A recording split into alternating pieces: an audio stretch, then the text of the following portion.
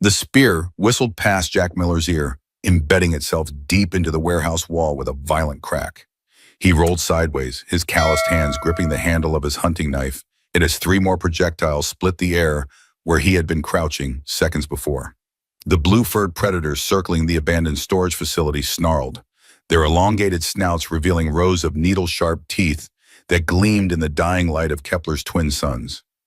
Jack's heart hammered against his ribs as he pressed his back against the corrugated metal wall, sweat mixing with the dust and grime that had become his second skin after 18 months on this unforgiving world. The colony's supply run that should have been routine had turned into a death trap when the pack of hunters caught his scent near the old warehouses on the settlement's edge. A chittering sound echoed from his left. The creatures were communicating, coordinating their attack. Jack had seen what remained of the last colonist who had underestimated their intelligence. He shifted his weight, muscles coiled like springs, when a small voice pierced through the growing darkness. "Please, can we take your leftover food?" Jack's head snapped toward the sound. Four small figures huddled behind a stack of rusted containers 20 yards away, their pale blue skin almost luminescent in the dim light. Children, alien children with eyes the color of a perfect sky, watching him with a mixture of desperate hunger and absolute terror. The largest of the blue-furred predators chose that moment to leap. Jack threw himself sideways, bringing his knife up in a brutal arc that caught the creature across its throat. Black blood sprayed across the ground as it collapsed, twitching. The others hesitated, their primal instincts warring with pack loyalty. "Stay down," Jack hissed to the children, not sure if they could understand him. He grabbed the dead predator's spear, its wooden shaft still warm from alien hands, and faced the remaining hunters. Two circled to his right, while one approached from the left, their movements coordinated and deadly. The first attacker lunged low. Jack pivoted, driving the spear point through its chest with every ounce of strength his wiry frame possessed. The creature's momentum carried it forward, nearly tearing the weapon from his hands before it collapsed in a heap of matted fur and viscera. The remaining two paused, their animal cunning recognizing the shift in odds. Jack stood breathing heavily, the spear dripping alien blood onto the cracked concrete. For a heartbeat, predator and prey studied each other in the growing gloom.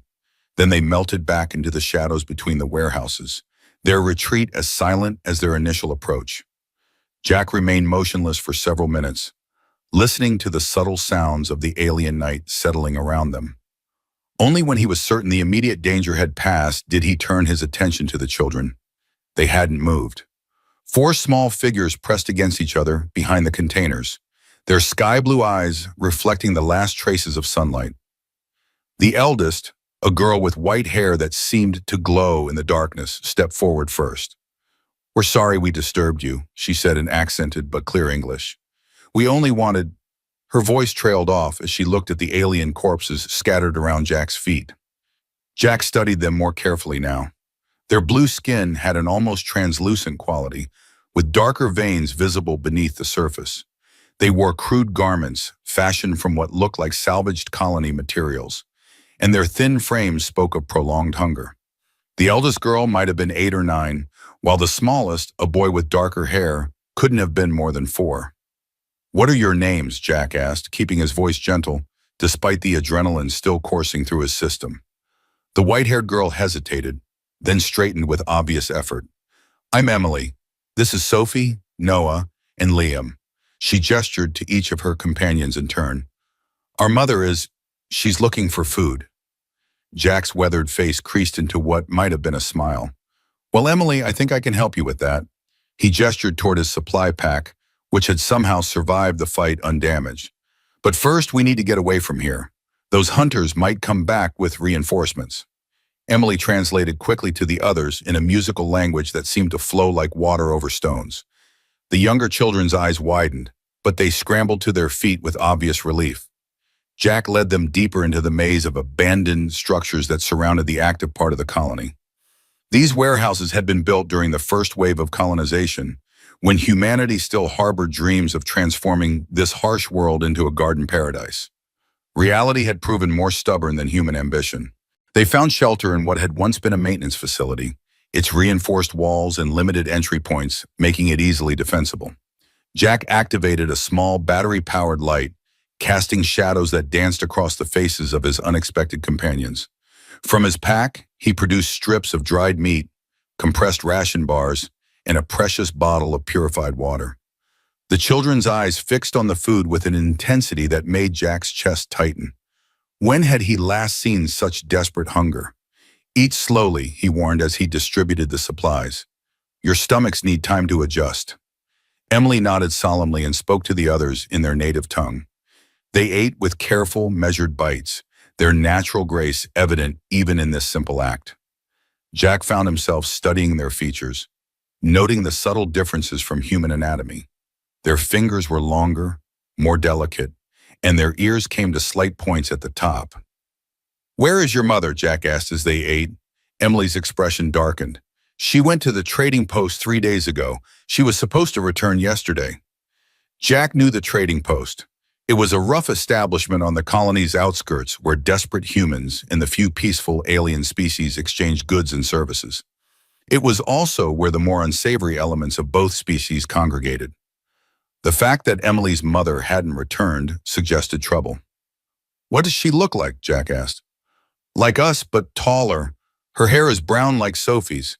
She has a scar here." Emily traced a line across her left cheek. "Her name is Sarah." Jack filed the information away. Tomorrow he would make inquiries, but tonight these children needed shelter and protection. The maintenance facility would have to serve as temporary refuge. As the children finished eating, their exhaustion became apparent. Liam, the youngest, had already curled up against Emily's side, his breathing deep and regular. Noah and Sophie fought to keep their eyes open, but the warmth and food were taking their toll. "You can sleep here tonight," Jack told Emily. "I'll keep watch." Emily studied his face with those remarkable blue eyes. "Why are you helping us? The other humans fear us." It was a fair question. Most colonists viewed any non-human species with suspicion at best, outright hostility at worst. The harsh realities of frontier life left little room for compassion toward outsiders. "Because you asked politely for leftover food," Jack said simply, "and because you're children." Emily seemed to consider this, then nodded. She gathered the younger ones closer, arranging their makeshift bedding with practiced efficiency. Within minutes, all 4 children were asleep, their faces peaceful in the artificial light. Jack settled himself near the entrance, his hunting knife within easy reach. Through a gap in the wall, he could see the stars of an alien sky, their unfamiliar patterns a constant reminder of how far from Earth they had traveled. The colony ship that had brought them here was nothing but scattered debris now, destroyed by the same meteor shower that had forced their emergency landing on this world. That had been 2 years ago, 2 years of struggle, adaptation, and loss as humanity carved out a precarious foothold on a planet that seemed determined to kill them. The colonists had survived through determination, cooperation, and an unwavering commitment to their shared humanity. But these children were different. They were alien, other, unknown. Their presence in the colony would cause problems, potentially serious ones. Jack should contact the security office, report the encounter, let the proper authorities handle the situation. Instead, he found himself listening to their soft breathing, watching the play of light across their peaceful faces. Tomorrow would bring its own challenges. Tonight, he would stand guard over 4 lost children who had asked politely for leftover food and trusted a strange human not to hurt them. The night passed without incident, though Jack dozed fitfully, coming fully alert at every sound from the surrounding darkness. Dawn on Kepler was a gradual affair, the twin suns rising at slightly different angles to cast complex, shifting shadows across the landscape. The children woke slowly, stretching and yawning like any human children might. Emily was first to full alertness, her gaze immediately finding Jack's position by the door. "Did you sleep at all?" she asked. "Enough," Jack replied, though his stiff joints and gritty eyes suggested otherwise. From his pack, he produced more rations for breakfast. "We need to talk about what happens next." Emily nodded gravely. "We'll leave after we eat.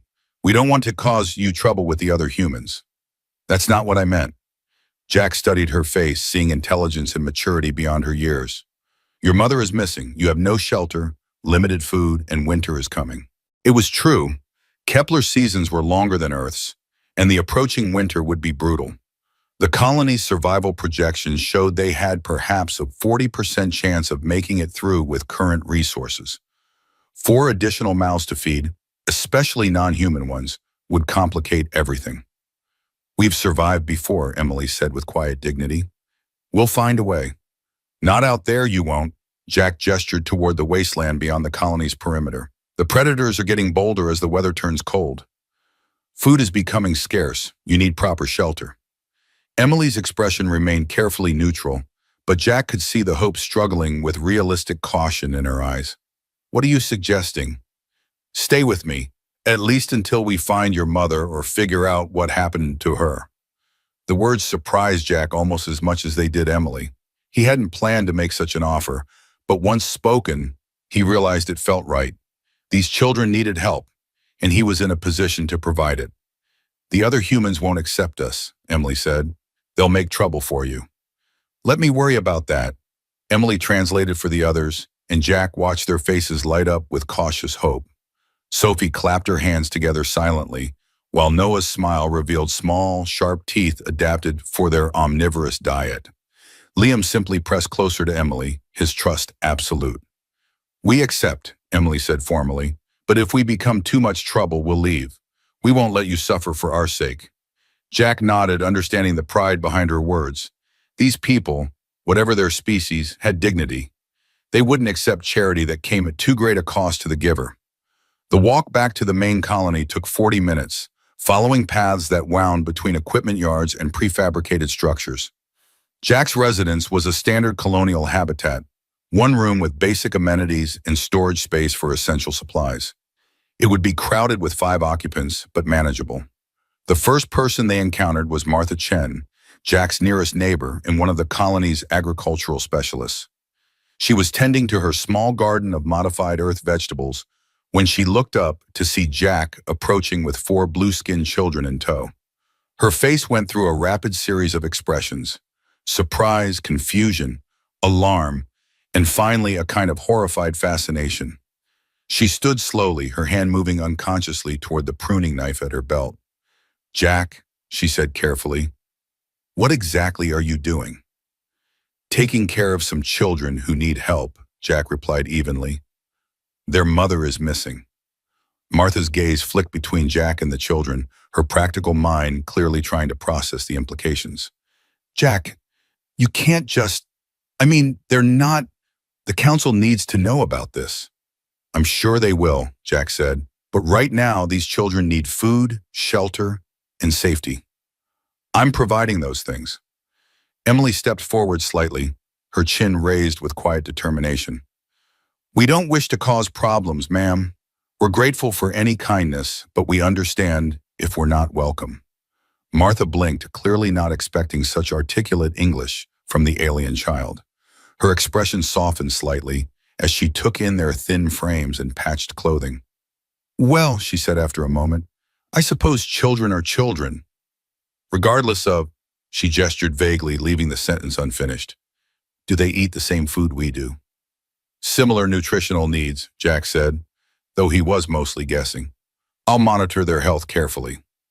Martha nodded slowly. "I'll bring some vegetables later. The young ones look like they could use proper nutrition." She paused, then looked directly at Emily. "What are your names?" Emily introduced herself and her siblings again, her manner polite but reserved. Martha listened carefully, then surprised everyone by attempting to repeat each name with careful pronunciation. "I'm Martha," she said.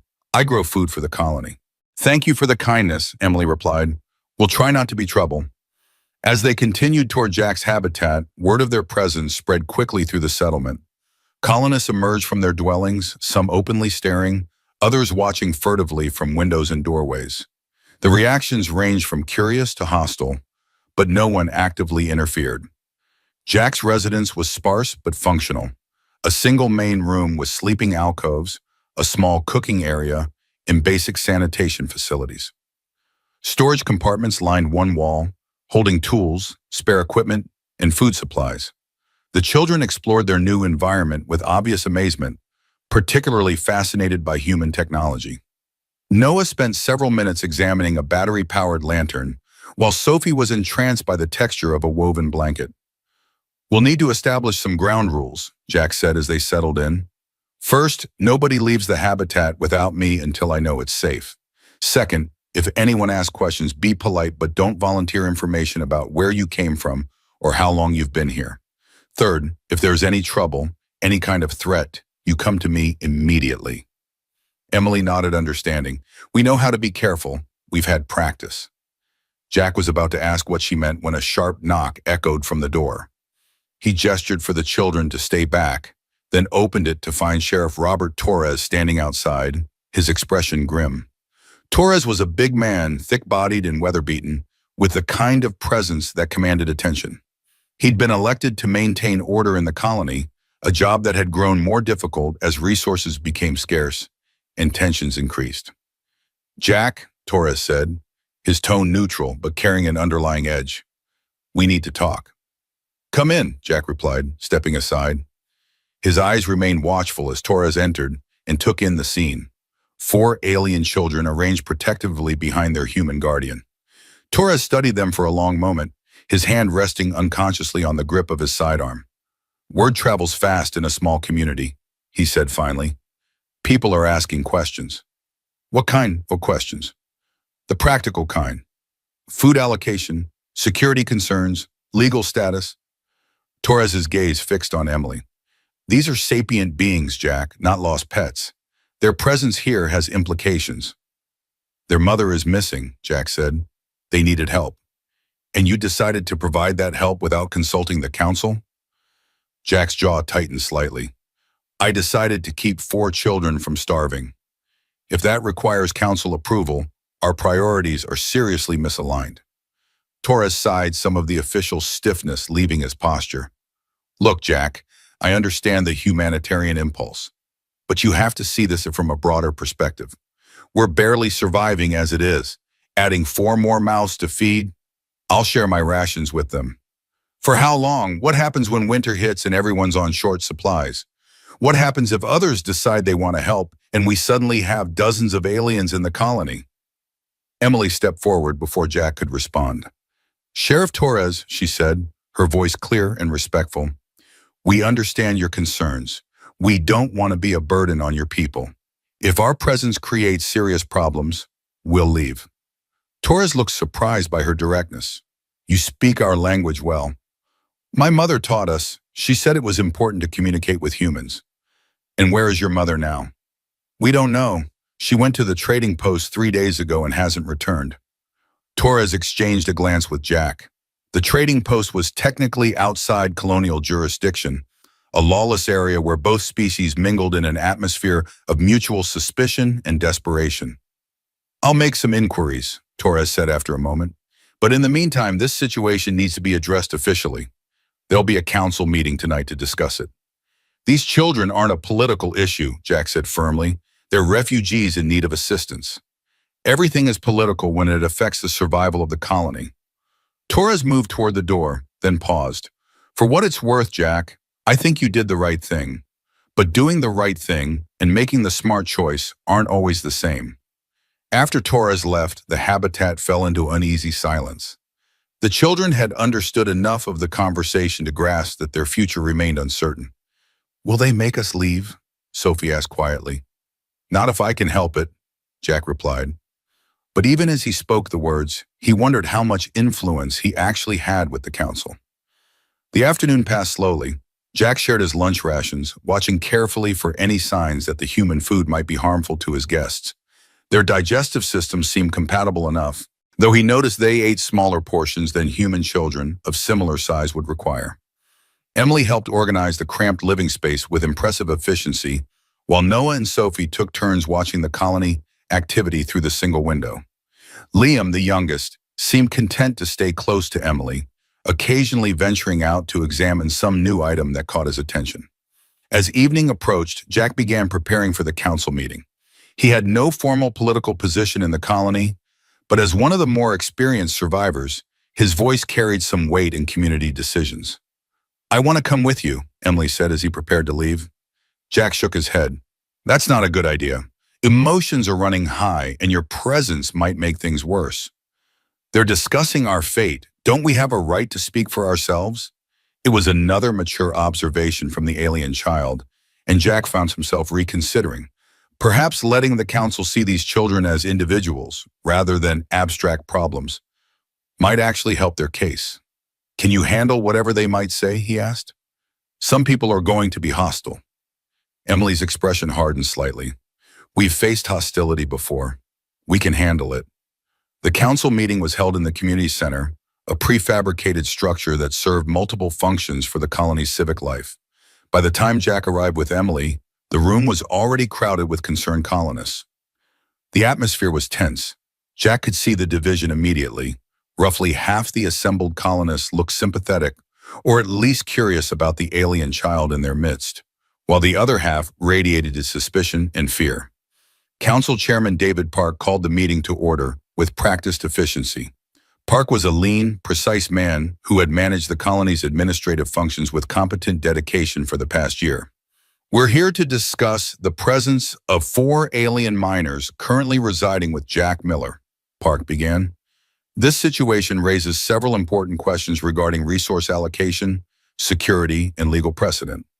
Questions like whether we can afford to feed them through the winter, interrupted Maria Santos, one of the colony's senior engineers. Our food projections are already tight. 4 additional individuals could push us into a starvation scenario. These are children, Martha Chen said firmly. Hungry children who asked for help. When did we become the kind of people who turn away from that? When survival became more important than sentiment, replied Dr. Richard Hayes, the colony's chief medical officer. We don't know anything about their biology, their potential diseases, their social structures. We're taking enormous risks. Emily listened to the debate with remarkable composure, her sky-blue eyes moving from speaker to speaker as she absorbed the arguments for and against her family's presence. When Park finally asked if she had anything to say, she stood with quiet dignity. Honored council members, she began, her voice carrying clearly through the room. My name is Emily. These are my siblings, Sophie, Noah, and Liam. Our mother is Sarah, and she taught us that all sapient beings share certain basic needs: food, shelter, safety, and dignity. The room fell silent as her words registered. Several council members exchanged surprised glances at her articulate presentation. We understand that our presence creates challenges for your community, Emily continued. We don't wish to burden anyone or take resources from those who need them. But we're children, and we're alone, and we asked for help because we didn't know where else to turn. She paused, looking around the room with those remarkable eyes. Mr. Miller showed us kindness when he could have turned us away. He fed us when we were hungry and gave us shelter when we had nowhere else to go. We're grateful for that kindness, and we want to contribute to your community if you'll let us. Contribute how? Asked Park, genuinely curious. I can read and write in 3 languages. Sophie has skill with mechanical repairs. Noah is very good with plants and growing things. Liam is young, but he learns quickly. Dr. Hayes leaned forward. What happened to your mother? Emily's composure faltered slightly. She went to the trading post to exchange some items for food. She was supposed to return yesterday, but we haven't seen her. The room buzzed with whispered conversations. Everyone knew the trading post's reputation for violence and exploitation. I'll organize a search party, Sheriff Torres said suddenly. If there's a missing person situation, it needs to be investigated regardless of species. And in the meantime, asked Santos, what do we do with 4 alien children? We do what humans have always done when children need help, Martha Chen said firmly. We help them. The debate continued for another hour, with emotions running high on both sides. Some colonists argued that taking in aliens would set a dangerous precedent, potentially attracting more refugees than the colony could support. Others maintained that basic humanitarian principles required them to help children in need. Finally, Chairman Park called for a formal vote. The result was closer than Jack had hoped. 15 votes in favor of allowing the children to remain temporarily, 12 votes against, with 3 abstentions. The motion carries, Park announced. The alien minors may remain in the colony on a provisional basis, with their status to be reviewed in 30 days or upon resolution of their mother's disappearance, whichever comes first. Emily stood and bowed formally to the council. Thank you for your kindness. We won't forget it. As they left the meeting hall, Jack noticed the mixed reactions from other colonists. Some offered encouraging smiles or nods, while others watched with obvious disapproval. The community was clearly divided on the issue. What happens if they don't find our mother? Emily asked quietly as they walked back to the habitat. We'll face that situation when we come to it, Jack replied. But privately, he was already considering the possibilities. If Sarah was truly gone, these children would need permanent guardianship. The question was whether the colony would accept such an arrangement long term. The next few days passed in relative calm. Jack established routines for his extended household, with the children helping with various tasks around the habitat and immediate neighborhood. Their quick intelligence and eagerness to contribute impressed many colonists, though some remained suspicious. Emily proved particularly valuable as a translator when other aliens came to trade at the colony's edge. Her ability to communicate in multiple languages helped facilitate several exchanges that might otherwise have failed due to communication barriers. Sophie's mechanical skills became apparent when she successfully repaired Martha Chen's irrigation pump, a device that had been malfunctioning for weeks. Her understanding of mechanical principles seemed intuitive, requiring only basic tools and improvised materials. Noah gravitated toward the agricultural areas, where his natural affinity for plant life quickly became evident. He could diagnose crop diseases with remarkable accuracy and suggested growing techniques that improved yield in several plots. Even young Liam found ways to help, carrying tools and supplies for various workers around the colony. His cheerful demeanor and obvious intelligence won over several initially skeptical colonists, but not everyone was warming to their presence. A small but vocal group, led by Maria Santos, continued to argue that the aliens represented an unacceptable drain on resources.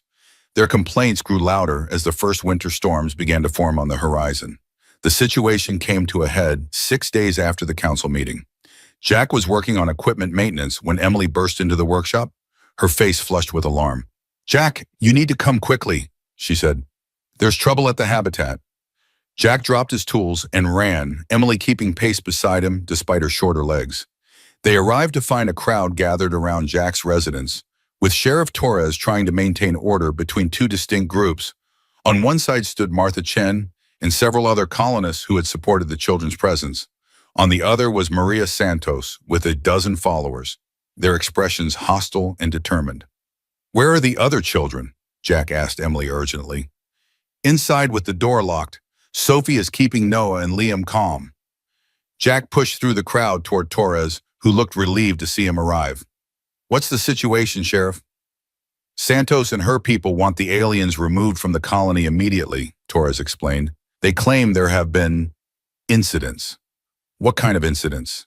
Santos stepped forward, her face flushed with anger. "Food theft from private storage, suspicious behavior around critical infrastructure, and now reports of strange communications with unknown entities outside the colony perimeter." Jack's expression hardened. "That's a serious accusation. Do you have any evidence?" "The evidence is mounting daily," Santos replied. "These creatures are spies, sent to infiltrate our community and gather intelligence for a larger invasion force. They're children who were starving when I found them. That's what they want you to think." Santos turned to address the crowd. "How convenient that these aliens showed up just as our resource situation became critical. How convenient that they speak our language perfectly and know exactly how to appeal to our humanitarian instincts." "Because their mother taught them," Emily said, stepping forward despite Jack's gesture for her to stay back.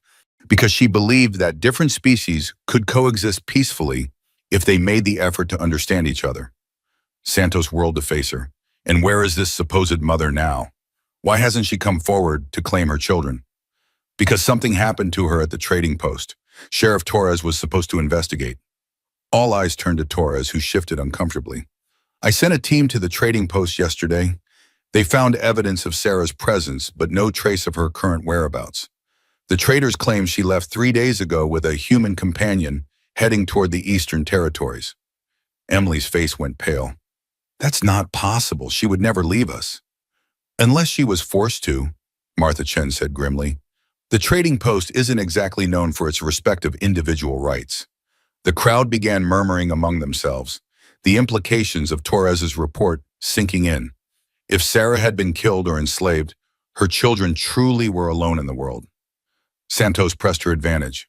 Even more reason to remove them before they become a permanent burden. We can't support 4 additional people through the winter, especially when we don't even know what they are. They're people, Jack said firmly, children who need help. They're aliens, Santos shot back. Unknown quantities in a situation where every resource matters. Every calorie counts. Every supply allocation could mean the difference between survival and starvation for actual human beings. The crowd was becoming increasingly agitated, with voices rising on both sides. Jack could see the situation spiraling toward violence, and he stepped between Santos and the habitat door. "This isn't the way to handle this," he said. "We're not animals fighting over scraps. We're civilized human beings who make decisions based on principles, not fear. Principles don't keep you warm when the food runs out," Santos replied. "Principles don't stop alien diseases from spreading through the colony. Principles don't protect us from whatever forces sent these creatures to spy on us." Emily stepped beside Jack, her young face set with determination. "We're not spies. We're just children who lost our mother and needed help. If you want us to leave, we'll go. But don't let fear turn you into something you'll be ashamed of later." Her words seemed to have an impact on some of the colonists, but Santos remained unmoved. "Fine," Santos said. "Let's settle this properly. I call for an emergency council session to vote on immediate expulsion." "Seconded," called one of her supporters. Torres sighed heavily. "Very well. Emergency session in 1 hour. All parties involved should be present." As the crowd dispersed, Jack gathered Emily and her siblings in his habitat. The younger children looked frightened and confused, having understood enough to know their future was once again in jeopardy. "What will happen to us if they vote to make us leave?" Noah asked quietly. "I won't let that happen," Jack said, though he wasn't sure how he could prevent it if the majority turned against them. "You've done enough for us already," Emily said. "If the community can't accept us, we'll find somewhere else to go." "Where? Winter is coming and you have no supplies, no shelter, no way to protect yourselves." Emily's expression grew distant. "There are places, other communities of our people, hidden in the deep territories. We can find them if we have to." The emergency council session convened in the same community center, but this time the atmosphere was electric with tension. Nearly the entire colony had gathered, creating standing room only conditions. Chairman Park struggled to maintain order as accusations and counter-arguments flew back and forth. The pro-expulsion faction had grown since the morning, swayed by Santos's arguments about resource scarcity and security concerns. Dr. Hayes presented a medical report stating that while the alien children appeared healthy, their long-term biological compatibility with humans remained unknown. Engineer Chen countered with a detailed analysis of their positive contributions to colony maintenance and productivity. The debate raged for 2 hours, with emotions running higher than Jack had ever seen in the community. Friends argued with friends, families were divided, and the fundamental character of their society seemed to hang in the balance. Finally, Park called for order in a formal vote. This time, the count was devastating. 22 votes for immediate expulsion, 8 against, with no abstentions. The room fell silent as the implications sank in. Emily stood slowly, her siblings gathering close around her. "Thank you for the temporary kindness you showed us," she said, her voice steady despite the circumstances. "We'll leave in the morning and won't trouble your community again." But before Park could respond, the lights went out.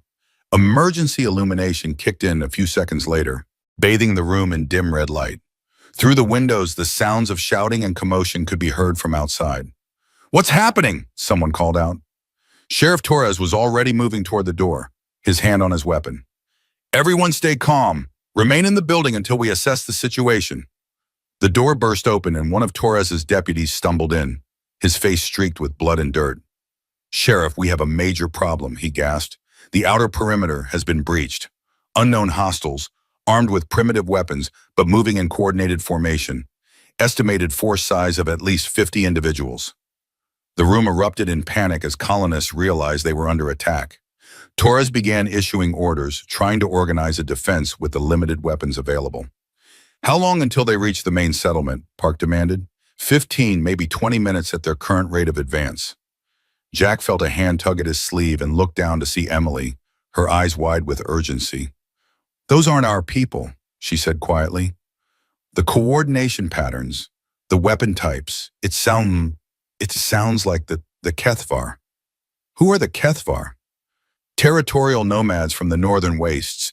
They raid settlements for resources and slaves. My mother told us about them." Torres overheard the conversation and moved closer. "You know about these attackers?" Emily nodded. "They're aggressive and intelligent, but they prefer direct confrontation over stealth. If you can disrupt their initial assault formation, they'll likely retreat and look for easier targets." "And you're telling us this? Why?" Santos demanded, pushing through the crowd. "How do we know this isn't part of your people's plan?" "Because if the colony falls, we die too," Emily replied simply, "and because it's the right thing to do." Torres looked torn between suspicion and desperate need for any tactical advantage. The sounds of battle were growing closer, and the colony's defensive preparations were minimal at best.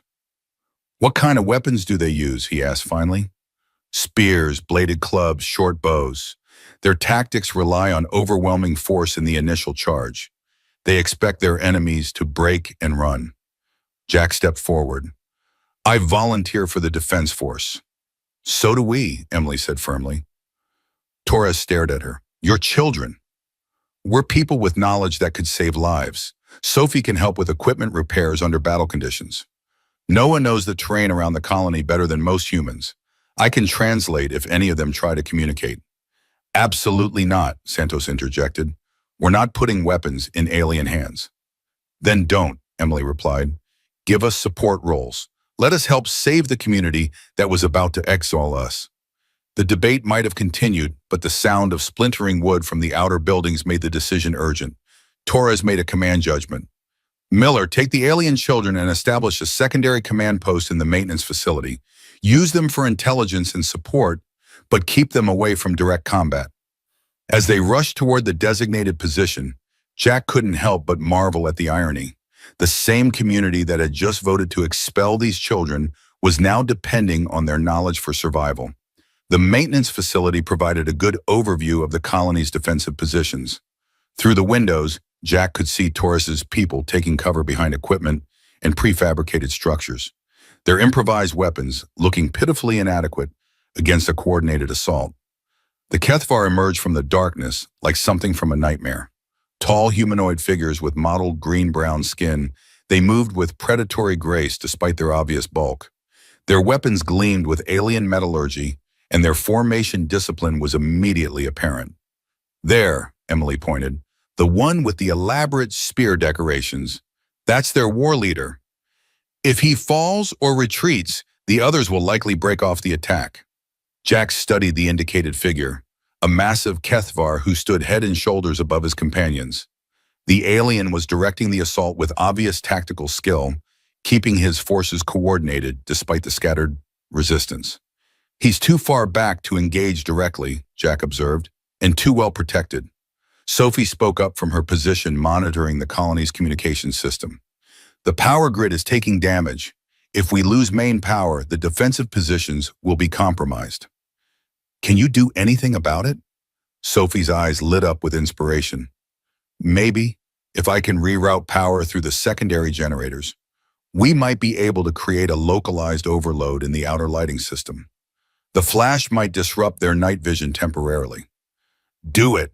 As Sophie worked with focused intensity, the battle raged outside. The colonists were holding their positions, but Jack could see they were being slowly overwhelmed by superior numbers and coordination.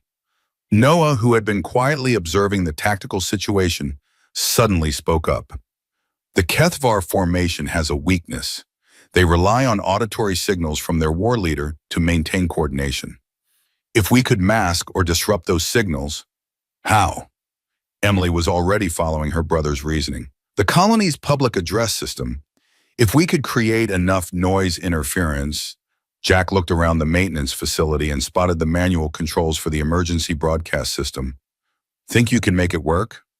Emily grinned, the first genuinely happy expression he'd seen from her in days. "Sophie, how long until you can trigger the power surge?" 3 minutes, maybe 4. Perfect. Noah, I need you to time the distraction calls. Liam, watch for the war leader's signals and tell us when he's about to issue commands. Jack found himself relegated to observer as the 4 alien children orchestrated a tactical response with remarkable precision. Their coordination was instinctive, born of shared experience and natural intelligence. The power surge came first, a brilliant flash that illuminated the entire battle scene for several seconds. The sudden light caused visible confusion among the Kethvar, their formation wavering as individual fighters struggled to readjust to the darkness.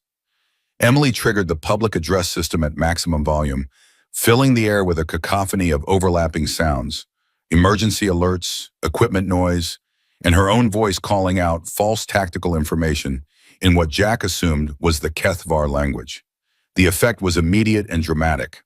Unable to hear their war leader's commands over the noise, the Kethvar assault lost cohesion. Individual fighters began falling back toward the colony perimeter, their coordinated advance dissolving into confused retreat. The war leader himself tried to rally his forces, but Emily's false communications were causing additional chaos.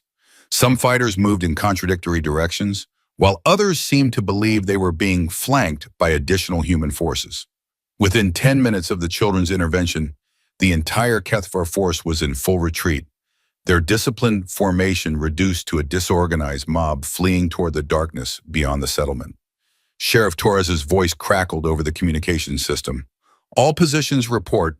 Hostiles are withdrawing. Maintain defensive posture until further notice. Jack looked at the 4 alien children who had just saved their community and felt something shift in his chest. These weren't refugees or burdens or security risks. They were people, intelligent, capable, courageous people who had put their own lives at risk to protect others who had shown them little kindness. The post-battle assessment took several hours. 3 colonists had been wounded, but none seriously. Property damage was limited to outer structures and easily repaired. Most importantly, the colony's population was intact and functional. Chairman Park arrived at the maintenance facility as dawn was breaking, his expression a mixture of exhaustion and something that might have been shame. "I understand we owe you a debt of gratitude," he said to Emily and her siblings. Emily straightened with quiet dignity. "We were glad to help. It's what neighbors do for each other." The word neighbors seemed to hit Park with particular force. He looked at these alien children who had just risked their lives to save a community that had voted to exile them, and Jack could see him reconsidering everything he thought he knew about the situation. "The council will need to reconvene," Park said finally. "Obviously, last night's events have changed the circumstances considerably." "Have they?" Emily asked. "We're still the same people we were yesterday. We still eat food and take up space and represent all the same challenges we did before the attack. But you also just demonstrated that you're valuable members of this community," Park replied. "Your knowledge, your skills, your willingness to contribute. Those matter too." Emily's expression remained carefully neutral. "So our value is based on our usefulness to you?" The question hung in the air like a challenge. Park shifted uncomfortably, clearly recognizing the ethical implications of his statement. "That's not what I meant," he said. "Then what did you mean?" Jack watched this exchange with growing respect for Emily's intelligence and maturity. She was forcing Park to confront the fundamental question of whether these children deserved help because they were useful or because they were people in need. Park struggled with his response for several seconds before finally speaking. "You deserve help because it's the right thing to do, because you're people, and people help each other when they can." Emily smiled for the first time since the battle. "Thank you for saying that. It means more than you know." The reconvened council session that afternoon was dramatically different from the previous emergency meeting. The same colonists who had voted for expulsion 12 hours earlier now looked at the alien children with expressions ranging from gratitude to embarrassment. Maria Santos, who had led the expulsion effort, stood to address the assembly. "I want to begin by acknowledging that I was wrong," she said, her voice tight with emotion. "Fear made me forget who we're supposed to be as human beings. These children risked their lives to save our community, and I'm ashamed of how I treated them." The room was silent as Santos continued. "I move to grant permanent residency status to Emily, Sophie, Noah, and Liam, with full rights and privileges as colony members." Seconded, called Dr. Hayes. The vote was unanimous. Emily stood to respond, and Jack could see tears in her remarkable blue eyes. "Thank you," she said simply. "We're honored to be part of your community." But even as the political situation resolved itself, the question of Sarah's fate remained. Sheriff Torres had expanded his investigation, but the trading post had yielded no additional clues about the missing mother's whereabouts. 3 days later, Torres arrived at Jack's habitat with news that would change everything. "We found her," he said without preamble.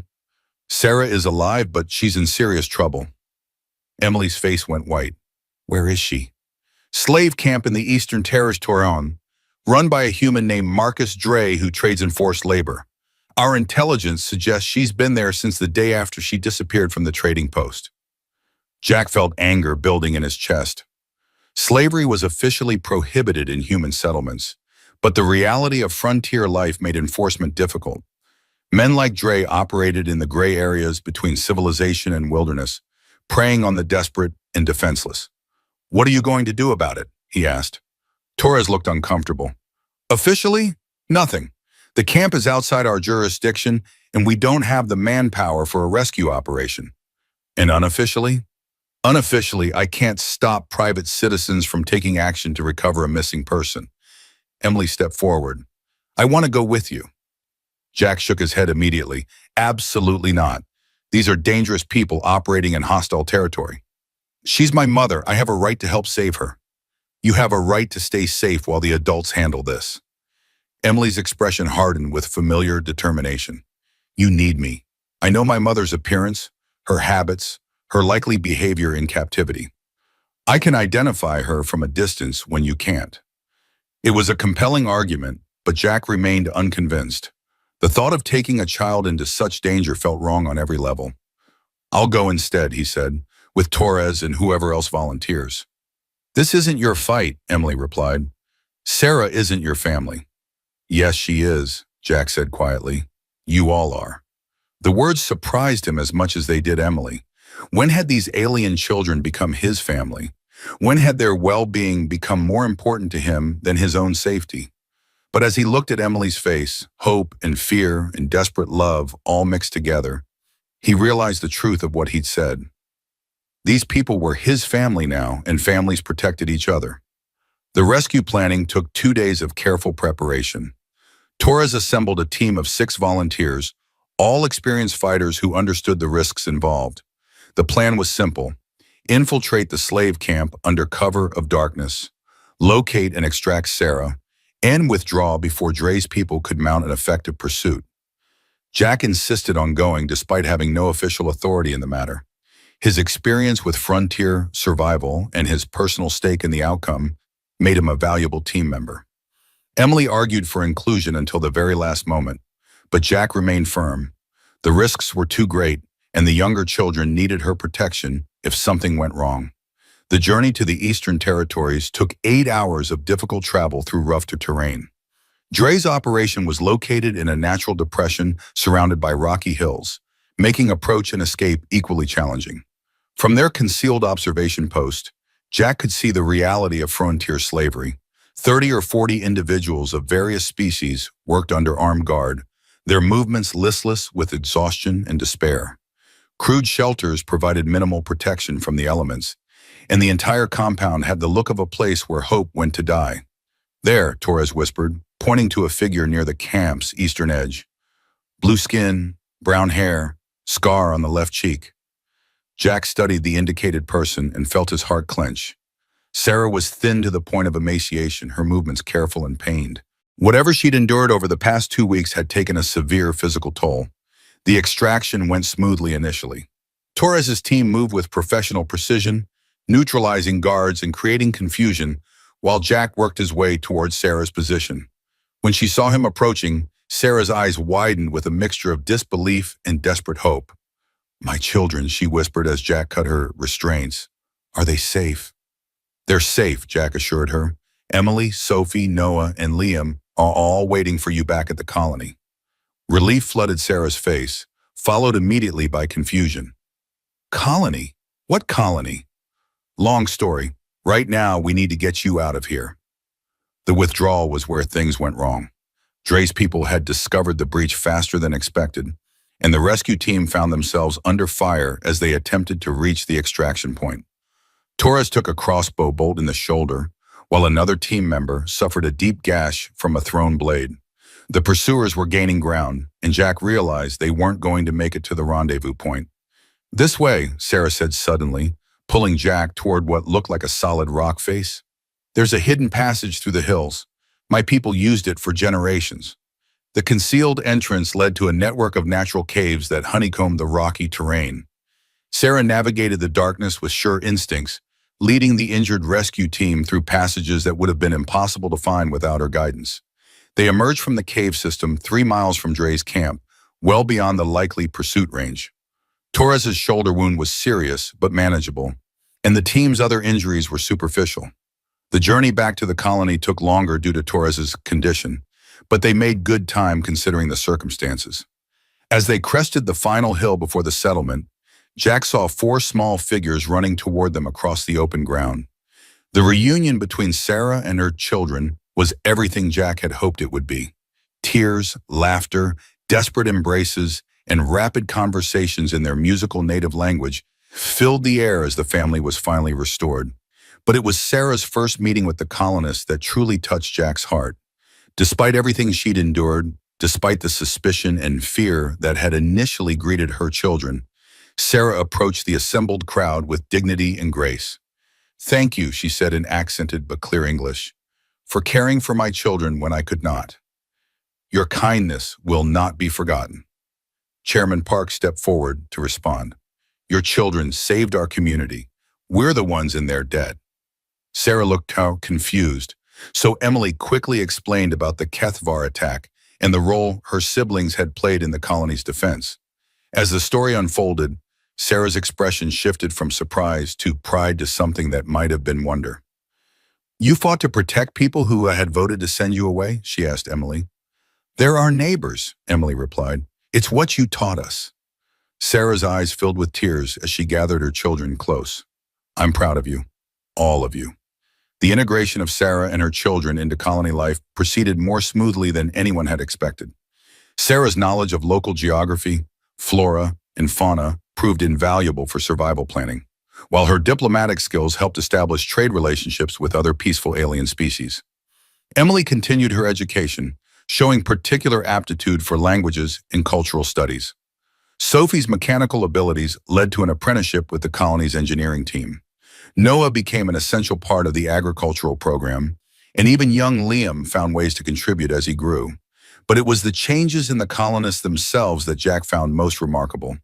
The experience of being saved by people they had rejected had forced the community to examine its own values and prejudices.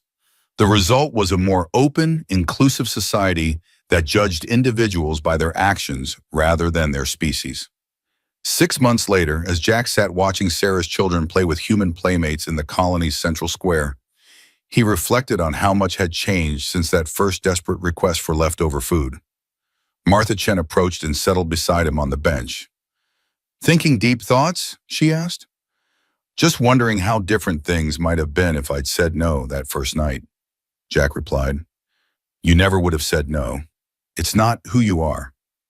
Jack considered this. Maybe, but saying yes changed everything, didn't it? For them, for the colony, for me. Martha smiled. "Change isn't always bad. Sometimes it's exactly what we need." As if summoned by their conversation, Emily appeared before them, her sky-blue eyes bright with excitement. "Jack, Mother wants to know if you'll join us for dinner tonight. She's making that dish you liked last week." "I'll be there," Jack promised. Emily grinned and skipped back toward the group of children, her white hair catching the afternoon sunlight. Jack watched her go, marveling at the confidence and joy that had replaced the desperate fear he'd first seen in those remarkable eyes. "She calls you Jack now, instead of Mr. Miller," Martha observed. "When did that start?" Jack thought back to the gradual evolution of their relationship, from guardian and refugee to something more like family. "I'm not sure exactly, but it feels right. Family usually does." The word family resonated in Jack's mind as he watched Sarah emerge from their shared habitat to check on her children. She caught his eye and waved, her scarred face bright with contentment. Family. Not the family he'd been born into, or even one he might have imagined, but the family he'd chosen when he decided to help four starving alien children who'd asked politely for leftover food. As the twin sons of Kepler began their daily descent toward the horizon, Jack Miller sat in the heart of a human colony on an alien world and realized he was exactly where he belonged. The harsh planet that had seemed determined to kill them all had instead given him something he'd never expected to find: a home, a purpose, and a family bound not by blood or species, but by choice, compassion, and shared determination to survive. The evening meal with Sarah's family had become a cherished routine, a daily reminder that sometimes the most important decisions were the simplest ones. When children asked for help, you helped them. When people needed shelter, you sheltered them. When family was threatened, you protected them. Everything else Jack had learned was just details. Later that night, as he prepared for sleep in the habitat that had once felt too empty and now felt perfectly full, Jack heard Emily's voice drifting through the thin walls as she told her younger siblings a story in their native language. The musical words rose and fell like a lullaby, speaking of hope, courage, and the kindness of strangers in a vast and sometimes hostile universe. Tomorrow would bring new challenges, as frontier life always did. But tonight, for the first time in years, Jack Miller slept peacefully, surrounded by the quiet breathing of his chosen family and the knowledge that some risks were worth taking, some choices were worth making, and some acts of kindness could change the world.